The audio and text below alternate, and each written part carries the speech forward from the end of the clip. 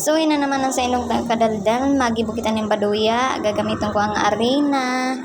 Ang dahonin batag. Dangan. Asukar. Ayan. Ipagsasala ko yan sa arena. Tapos, mantika. 1/4 lang yan mantika. Pero kasya na yan. Tadiit man lang ang sa kuyang lulutoon.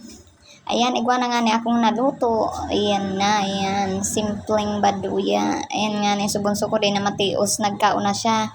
Ayan. Masarap daw, matamis. Tahinog na. Ayan. Igwa pang second batch.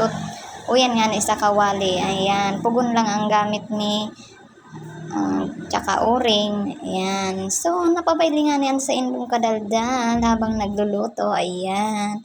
Para masiram ang sa imo pigaluto.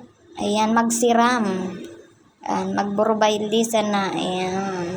Giribagaso. Natuganan sa inyong kadaldal. Pak. Charot. So, ayan, makapikapi nga ni ako habang nagluluto ang sa indong kadaldal. Ayan, magkapi-kapi.